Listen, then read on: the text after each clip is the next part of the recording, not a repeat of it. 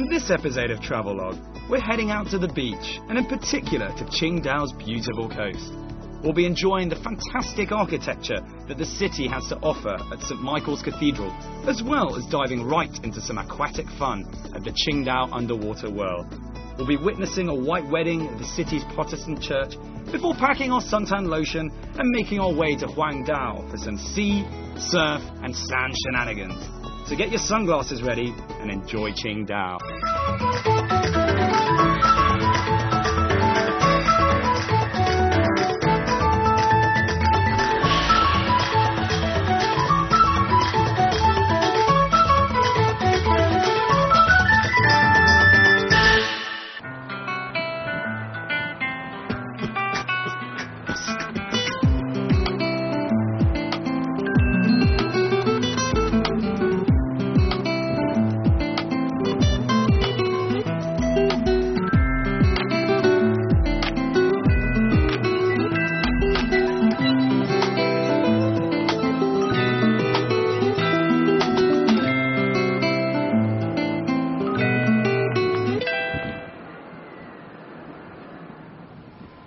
Hi, I'm Mark Edwards. Welcome to Travelogue and welcome to Qingdao, where they like to ha pijiu and che gala, which is local dialect for drink beer and eat clams. It's a city of almost 3 million people who are blessed to be by the sea and with temperatures that rarely exceed 30 degrees. There's a whole pantheon of tourist attractions, historical, cultural things for us to see. So let's go discover it.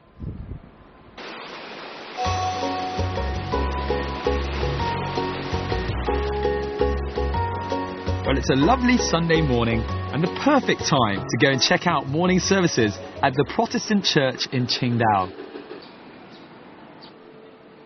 Built in 1910, it was the first German church in the city.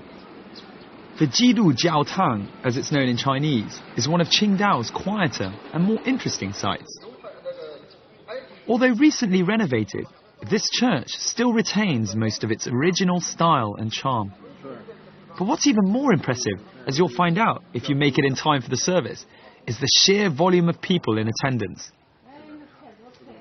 The reason people are sitting on every available patch of ground is that the church is quite simply packed to the rafters inside, despite its seating capacity of over 1,000 people.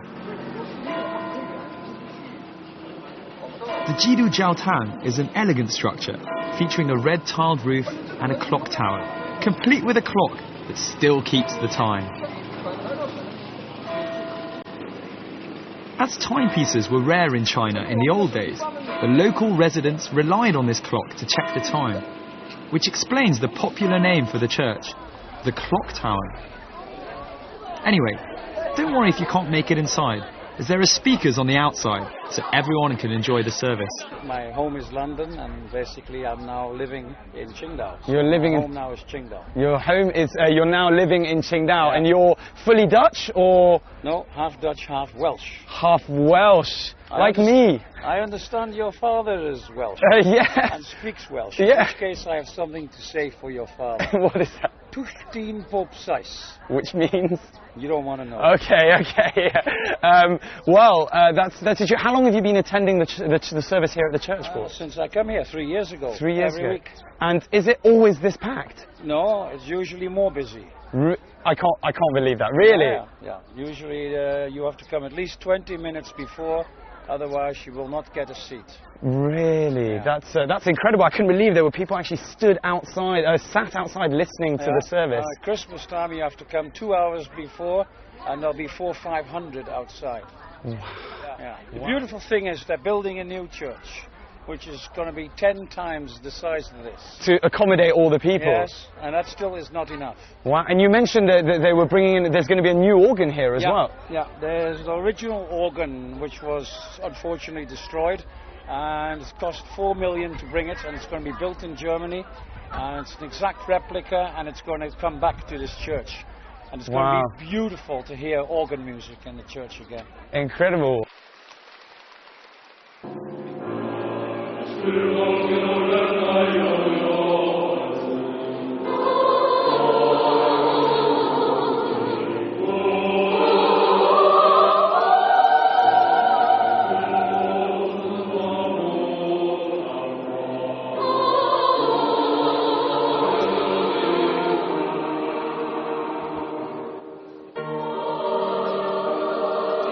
The church not only welcomes tourists, but it's also available for weddings. It's even got a choir to add some harmony to your favourite hymns. In Chinese, of course. We were lucky enough to witness a wedding at the church. These days in China, many of the wedding rituals resemble those in the West. There are similarities with the ceremony and the clothing worn, although a fireworks finale remains an important element of most Chinese weddings.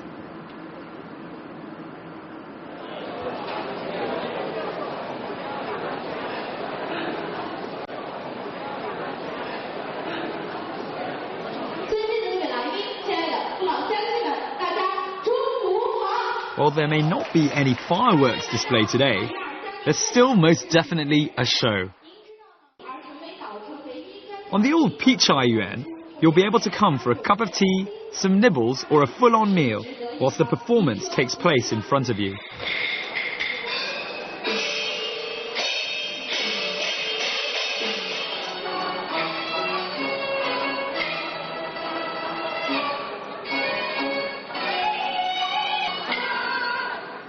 Once the band begins to whip everyone up into a frenzy, you'll get a real sense of being involved in the local lifestyle.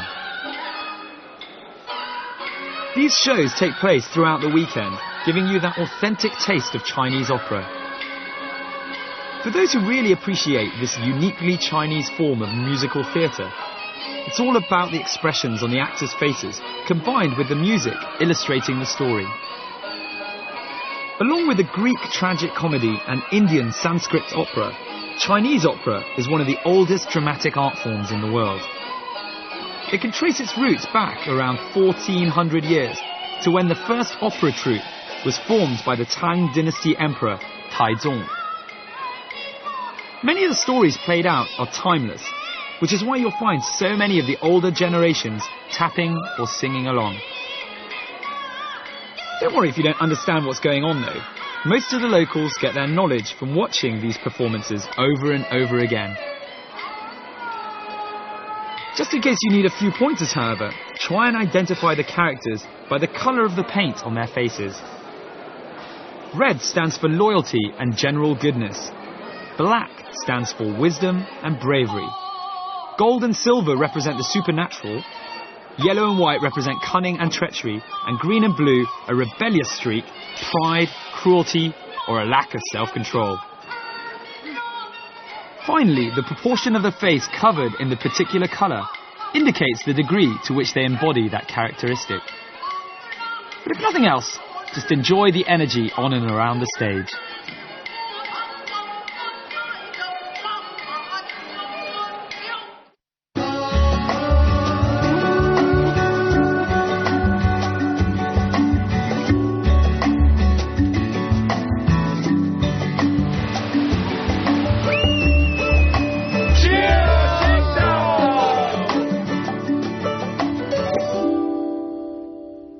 This episode of Travelogue, we're heading out to the beach, and in particular to Qingdao's beautiful coast. We'll be enjoying the fantastic architecture that the city has to offer at St Michael's Cathedral, as well as diving right into some aquatic fun at the Qingdao Underwater World. We'll be witnessing a white wedding at the city's Protestant church before packing our suntan lotion and making our way to Huangdao for some sea, surf and sand shenanigans.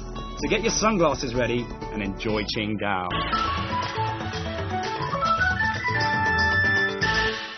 We're still in the Pichai Yuan, but it's time to explore the streets. So as you can see, this is the old street in Qingdao, filled with small stalls and restaurants, full of snacks and things to eat. Rather peckish at the moment. And it's really...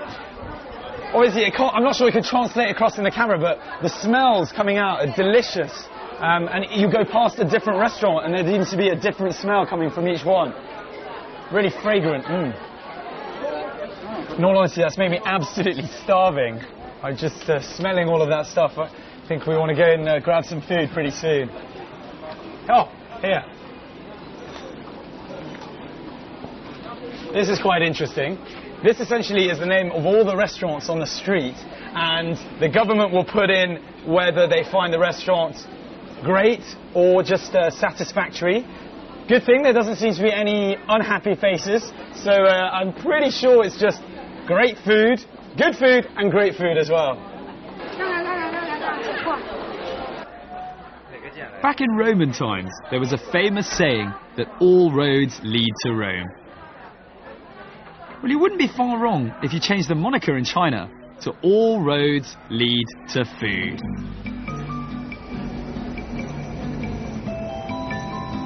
In Qingdao in particular, you'll find that seafood, quite logically due to its coastal location, is the main protagonist in the local diet. First established in 1902, the Pichai Courtyard, as it's known, cultivated its fame through serving an array of delicious dishes, but with a distinctly local flavour. And as you'll see, in terms of food, not much has changed. So for those of you that are worried coming to Qingdao that all you're going to get to eat is seafood, fear not. We're in the snack street and you can find absolutely everything here. Of course there is seafood, but plenty more as well. Now let me explain what we've got here. Essentially you've got to visualize what you're going to eat. So here we've got the main ingredients. Pick the ingredients you want, then they'll stick it in the kitchen and cook it in whichever way. Though seafood is abundant here, you can eat all sorts of dishes that reflect the Shandong cuisine style. Shandong cuisine is characterized by quick frying, stir frying, braising and deep fat frying. The food tends to be crisp, tender, delicious and greasy, with some sweet and sour flavours. As you might guess, Shandong dishes can be a little salty, as salt is the main condiment used in cooking, although fermented soybeans and soy sauce also feature.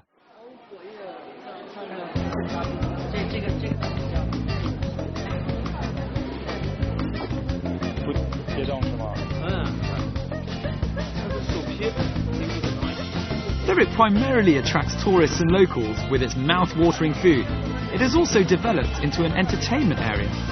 These days, you can find more than 60 shops, hotels, stores and restaurants here, as well as the street performers.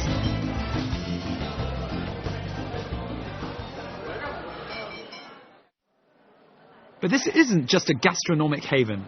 Culturally and architecturally, there's plenty to be done around here. You'd be surprised at the number of people who actually come to Qingdao primarily for the European architecture found throughout the city. But do spare some time to take in the Chinese architecture. If you're familiar with the hutongs and courtyard houses of Beijing, you'll notice how different the everyday lives of the Qingdao people would have been throughout the 20th century. Back then, many families would have been living in this building with a central shared courtyard, unlike their single family counterparts in Beijing. So I've arrived in one of the typical courtyard homes that you can find in Qingdao. Typical in that it has the same courtyard feeling as the Siheyuan in Beijing. However, they've melded together the slightly finer aspects of European architecture with Chinese architecture. So you'll find a tree in the middle, same rectangular shape, but stories built up above each other. And this is where back in the day the middle classes would have lived.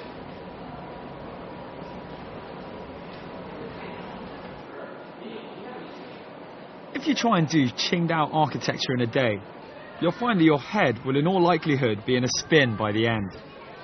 From elegant 20th century flats to regal cathedrals bang smack in the middle of town. Qingdao is arguably a city of polar opposites, melded together by a European influence that is deeper here than almost anywhere else in China.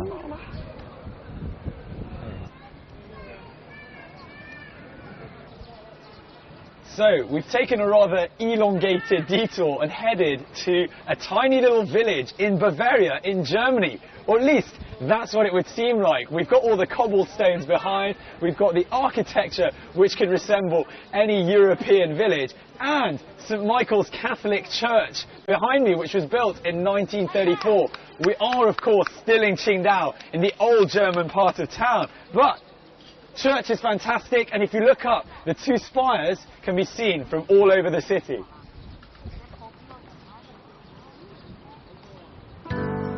So you made it up the steep hill of Zhongshanlu and arrived at your own little taste of Bavaria. If surreal is your thing, then don't miss this chance to witness this imposing edifice. To add to the surrealism is the fact that you're likely to be surrounded by a gang of brides and grooms-to-be. In total contrast to the superstitious Western view that it's bad luck to see the bride in her gown before the wedding, it's almost a must-do here in China. What you'll see is the pre-wedding photos being taken, and this cathedral, together with the more quiet beaches, are a prime wedding shoot location. Despite being badly damaged during the Cultural Revolution, when the crosses on each spire were torn down and subsequently rescued, the cathedral remains an active place of worship. Mass is held here every Sunday. You'll also be able to have a taste of Chinese entrepreneurship as vendors muster outside selling crucifixes and souvenirs.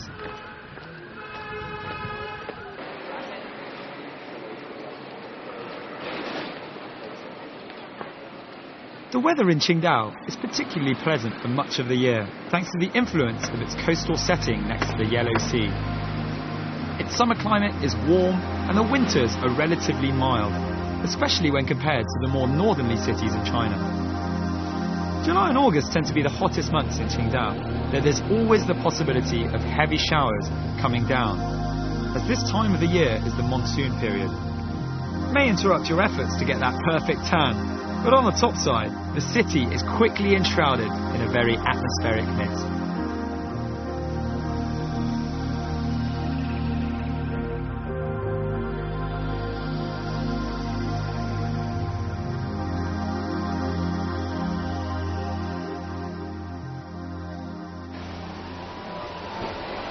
Hi, welcome to Qingdao's very own underwater world, home to a whole host of fascinating sea creatures hailing from such exotic locations as Australia, Singapore and even South America, also just plucked from outside on the shores. However, the one thing I'm really looking forward to is a shark, which I've been told is worth over 500,000 RMB. Is Jaws coming out of retirement?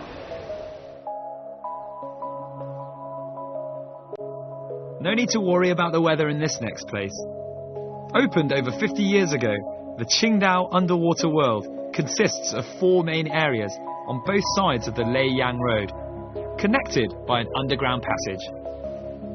Here you'll find the freshwater aquarium, the marine animal performance hall, the biological marine specimens hall and the jellyfish dream palace. The moving platform will take you through a tunnel in the aquarium itself and provide you with a spectacular 360-degree view of this aquatic delight.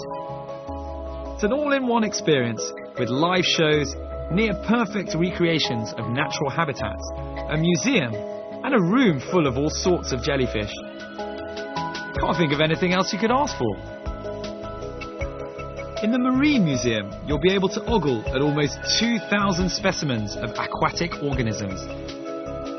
Accumulated in the course of 60 years, it is China's most comprehensive collection of marine specimens.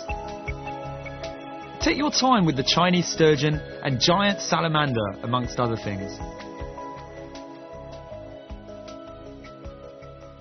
If you're looking to pick up some fish of your own at a nearby market, you might be interested to know that something with the unlikely name of red parrot is the most popular pet fish in Qingdao.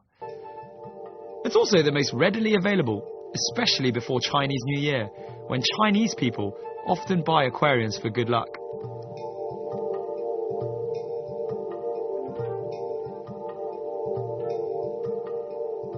The rare, bright and colourful angel-like fish quite rightly has a nice seating area by it, so that you can sit there transfixed by their movements. They dim the lights outside, which puts the spotlight firmly on these heavenly creatures.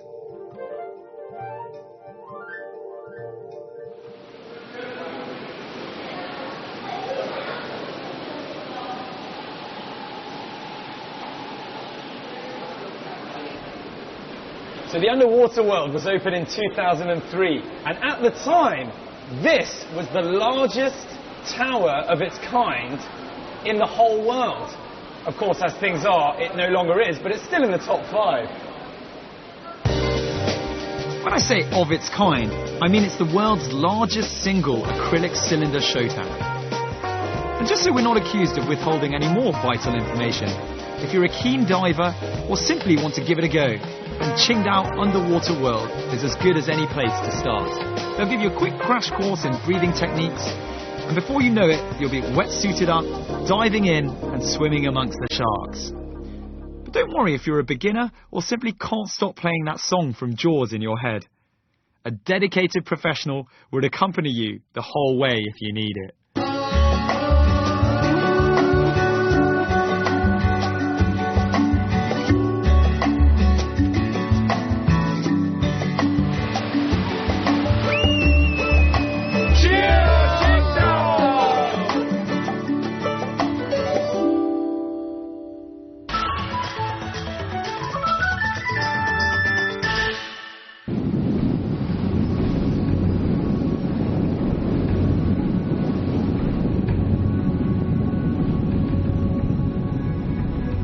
Although technically still part of Qingdao and linked by a high-speed motorway, Huangdao, literally meaning Yellow Island, is the place to come if you really are sun, sea and sand hunting. It's much cleaner than Qingdao's beaches thanks to constant supervision and a dedicated team, and also much quieter. This might be explained by its distance from Qingdao city centre. But the Huangdao Peninsula is counted as a district of Qingdao and makes up part of the Qingdao Economic and Technological Development Zone, which focuses on 4 key industries, namely high-tech, petrochemicals, processing and manufacturing, and services.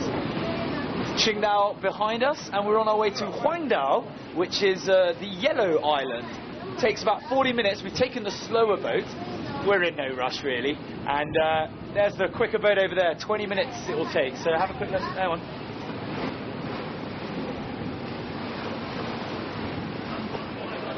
So it's pretty clear that you're not taking a ferry away from Qingdao's beer and architecture for nothing. So what on earth could there be in Huangdao you can't get in Qingdao?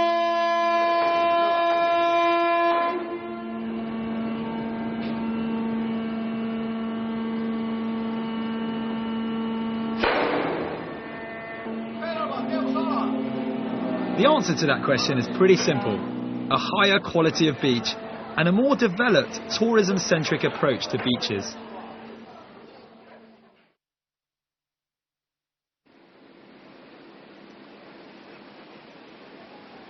This place is custom made for you. Clean beaches, romantic promenades, clear signposting, and the most essential ingredient, that holiday feeling in the air.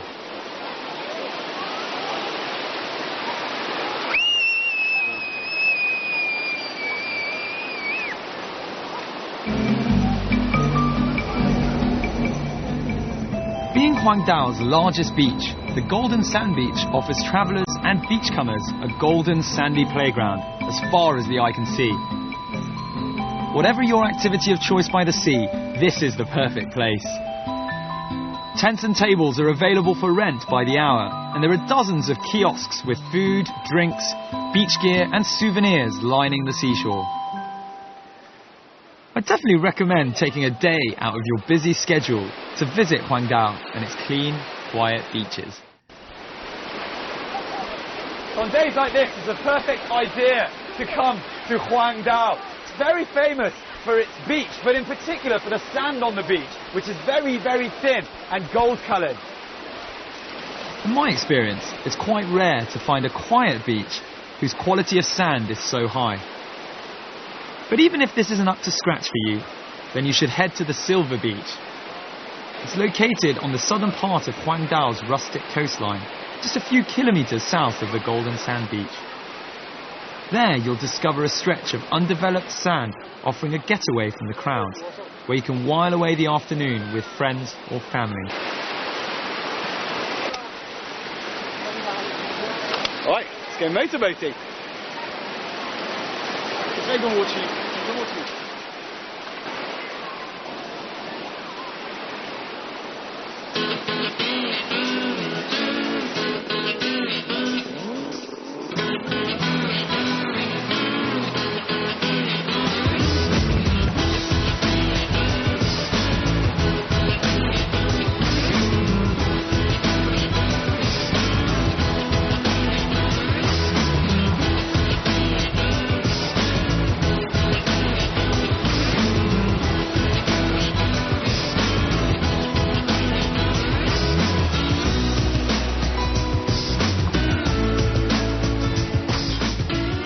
thing about this area of Qingdao is that it's full of secluded places to discover.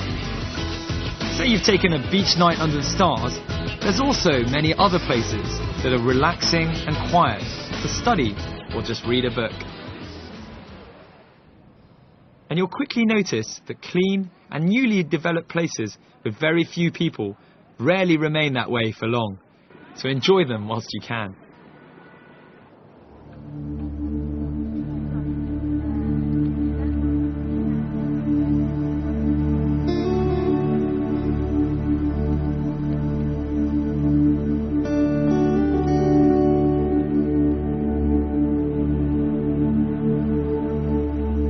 The sun is setting and the end of our trip is approaching.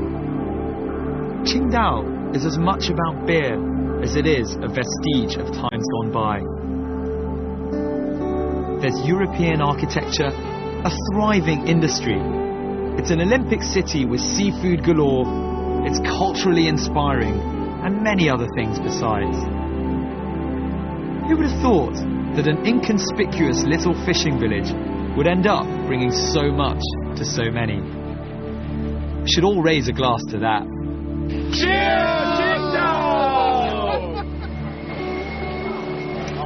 So airports can be the happiest and sometimes the saddest places, I find. Unfortunately for us, it's the latter, because that's all the time we've got left for today. I hope you've enjoyed our trip around Qingdao, discovering its history, its culture and its fun side. I'm Mark Edwards, and I'll catch you very soon on another episode of Travelogue.